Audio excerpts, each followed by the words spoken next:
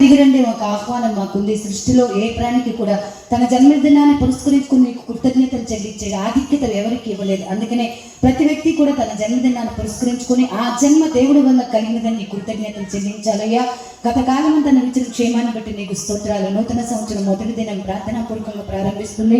ప్రతి సంవత్సరము దేవుడు నరులకు ఇచ్చిన దయాకిరీటము అన్నావు. సంవత్సరాలు పొందుకుని సంవత్సరాంతం వరకు ఏదో ఒక దృష్టి నల్ల మీద నిలిచిన అన్నావు. ఈ సంవత్సర కాలం అంతా నీ బిడ్డ కావాల్సిన సమస్తము నీ నామంలో సమకూడి వనకూడి జరిగినట్లుగా సహాయం చే. 10th క్లాస్ ఎగ్జామ్స్ రాయాలనైనా చదువుతుండగా కావాల్సిన జ్ఞానాన్ని తగ్గించండి. యుద్ధము యెహోవాదనే వాగ్దానం నీ బిడ్డ స్వతంత్రించుకోవాలి. శక్తివంతురాలే, పరాక్రమవంతురాలే, ప్రతిభావంతురాలే, నీ కృపకు పాత్రురాలే, దీర్ఘాయుష్మంతురాలే, నీ కుడి చేతులు నిత్య సుఖానికి వారసురాలే. చదువు జ్ఞానం ఎందు నీదే ఎందు మనుషులదైందు దినదినము వర్తిల్లుతూ తల్లిదండ్రులకు గర్వకాండంగా దేవునికి మహిమకరముగా సంఘానికి ఆశీర్వాదకరంగా ఉన్నట్టుగా దీవించి మీరు మహిమ పొందమని యేసు నామములో ప్రార్థిస్తున్నాము తండ్రి. ఆమేన్.